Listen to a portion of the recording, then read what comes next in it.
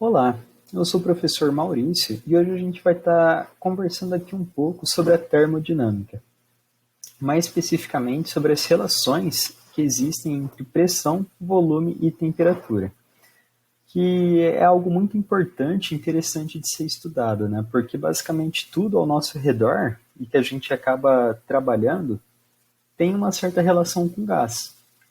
Tendo uma relação com gás, existe então essa relação entre pressão, volume e temperatura. Por exemplo, alguma vez você já se perguntou o porquê, quando a gente abre um refrigerante muito gelado, ele acaba congelando? Onde você pega, você vê que ele está líquido, mas quando abre, ele começa a congelar na mesma hora.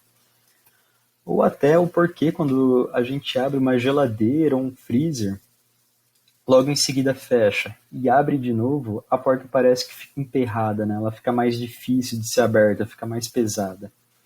Esses duas perguntas são exemplos que a gente pode responder entendendo essas relações entre pressão, volume e temperatura. Então, para poder entender essas relações, compensa a gente começar falando sobre o que é a temperatura. Porque a temperatura, eu diria que é a chave para entender todo o restante do problema. Fica algo mais fácil para se entender depois. Então, a temperatura na termodinâmica, a gente diz que ela mede o grau de agitação das moléculas.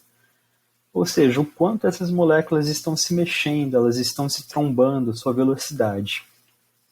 Onde, se todas as moléculas estivessem paradas, seria a menor temperatura possível que a gente pode chegar, que é inclusive calculada. Ela vale menos 273 graus Celsius ou 0 Kelvin, que é o zero absoluto, né?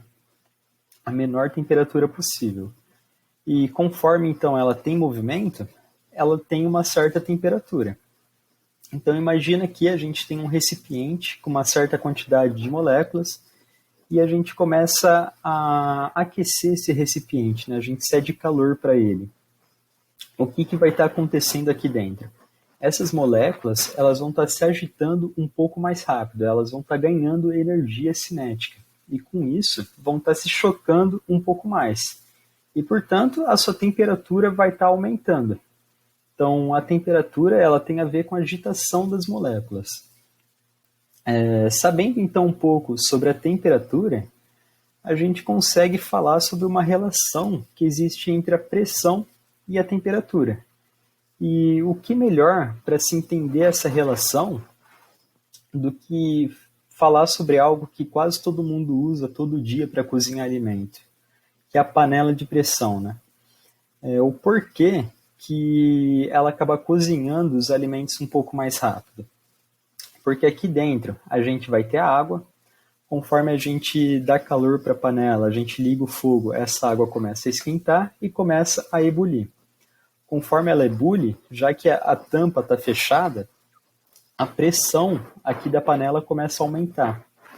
Aumentando essa pressão, a água e os alimentos que estão aqui dentro, ela passa a ebulir a uma temperatura maior do que 100 graus Celsius.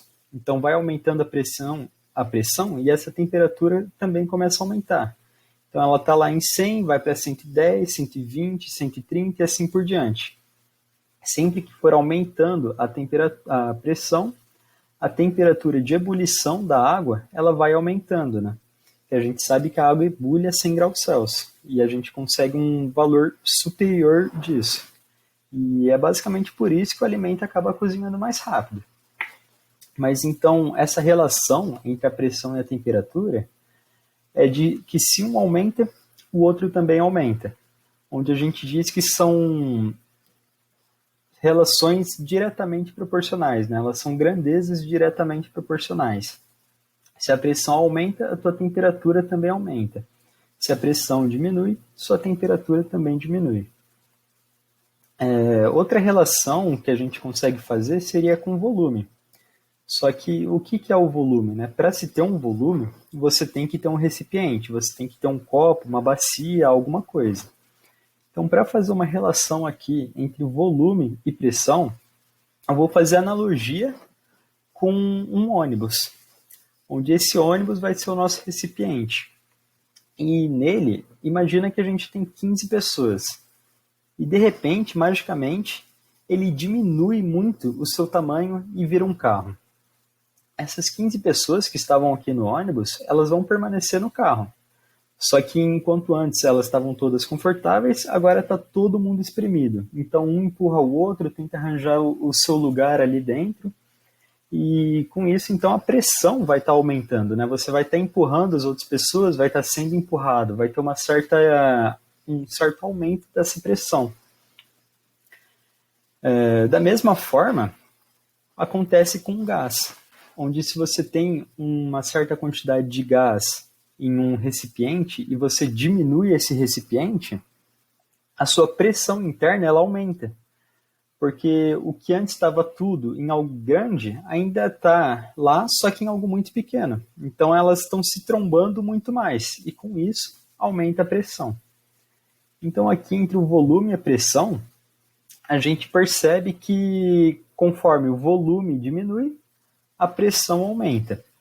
O mesmo poderia acontecer se esse volume aumentasse, né? Imagina que você tem um carro com 6 pessoas, geralmente o carro cabe 5, então já está apertado, e esse carro aumenta, ele vira um ônibus. Então essas 6 pessoas, o que antes estava tudo junto, agora está bem dispersa, um longe da outra, ninguém nem rela em ninguém. Então a pressão ela diminuiu. Então conforme o volume aumenta, a pressão diminui, e se o volume diminui, a pressão aumenta. E a gente diz que isso são grandezas inversamente proporcionais. Quando um cresce, o outro ele diminui. E por fim, então, a gente vai fazer uma relação entre o volume e a temperatura. Onde aqui nesse vídeo você tem uma bexiga cheia de ar e a pessoa vai jogar o nitrogênio líquido em cima dessa bexiga, né? O nitrogênio líquido ele é algo muito gelado. Então você vai estar aqui diminuindo a temperatura do gás dessa bexiga. E daí a gente vai ver o que vai acontecer. Então, conforme ele foi diminuindo a temperatura por conta do nitrogênio líquido, depois foi retirado a bexiga, ela parece estar murcha, né? Só que ela não está furada. As moléculas que estavam lá, elas não saíram. Elas ainda estão lá. Só que já que a temperatura diminuiu muito, ela ficou murchinha, o seu volume diminuiu. E conforme você tira então dessa temperatura muito gelada e vem para a temperatura ambiente, que começa a esquentar, ela volta para o seu volume. Então, quando a gente diminuiu a nossa temperatura aqui, o volume dela também diminuiu, né? Ela ficou murchinha. E conforme a gente tirou ela e veio para a temperatura ambiente, ou seja, aumentou a temperatura, o volume voltou a aumentar. Então aqui a gente nota uma relação entre volume e temperatura, que elas são diretamente proporcionais, né? Da mesma forma que foi com a pressão. Conforme a temperatura aumentou, o volume aumentou. Quando a temperatura diminuiu, o volume também diminuiu. Então elas são diretamente proporcionais. E daí então, vamos ver tudo junto agora para poder entender um pouco melhor como funciona, né? Ficar algo mais fácil de se visualizar. Quando a gente faz o volume e a temperatura, a gente viu que elas são diretamente proporcionais. Se um aumenta, o outro também aumenta. A pressão e o volume, a gente viu que são inversamente proporcionais. Se um aumenta, o outro diminui. E a pressão e a temperatura são diretamente proporcionais. Se um aumenta, o outro também aumenta. Só que se todos têm relação com todos, a gente consegue juntar essas 3 relações em uma só, né? Que vai ser uma certa relação que vai estar na forma de uma equação, onde a gente vai ter as 3 relações aqui, a pressão, o volume e a temperatura, e isso vai ser igual a constante. Então, a pressão vezes o volume sobre a temperatura é uma constante, é algo imutável, que nunca vai estar mudando. Então, aqui, conforme a gente aumenta a pressão, para permanecer constante, algo tem que acontecer, né? O volume tem que diminuir e a temperatura tem que aumentar. já que é uma divisão, quando em cima aumenta, embaixo também aumenta. E no caso aqui da multiplicação, para manter constante, se um aumenta, o outro tem que diminuir, né, para manter essa relação de proporção entre eles. Só que o que é essa constante? Né? A constante é algo difícil de se entender. Só que a gente consegue melhorar isso daí. A constante ela vai ter a ver com o número de moléculas do seu sistema. A quantidade de moléculas que vai estar lá, o número de mols. E também com uma constante universal dos gases, que vale 0,082 atm vezes litro sobre mol vezes Kelvin. Então, isso vai ser a nossa constante, o número de mols vezes essa constante universal dos gases. E essa relação, então, ela sempre vai se manter proporcional, onde a pressão e o volume sobre a temperatura vai ser exatamente igual ao número de mols vezes a sua constante universal dos gases. Só que essa equação a gente consegue melhorar ela, deixar algo mais fácil de ser visto, mais usual, né? Que vai ser PV igual a nRT, passando a temperatura para cá multiplicando. Onde essa equação a gente chama de equação de Clapeyron. E nela a gente consegue observar aquelas três relações que a gente viu, entre pressão, volume e temperatura. Onde se a pressão aumenta, o teu volume diminui e a temperatura aumenta.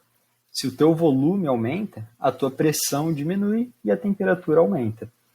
Que foi basicamente tudo que a gente viu, né? A relação uma por uma, a gente vê as três juntas em uma só equação, que é a equação de Clapeyron. Então, para finalizar, a gente vai responder aquela primeira pergunta que eu fiz com base nessa equação. Então, o porquê, quando a gente abre um refrigerante muito gelado, muitas vezes ele acaba congelando. Você vê que ele tá líquido, né? Mas quando abre, ele congela.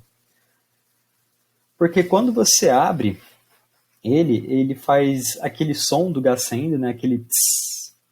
O que vai estar acontecendo lá? A tua pressão vai estar diminuindo, porque o teu gás vai estar saindo. E se essa pressão ela diminui muito rápido, o que tem que acontecer aqui para a equação de Clapeyron permanecer constante? A tua temperatura tem que diminuir. E eu não sei se já perceberam, mas ela sempre congela de baixo para cima.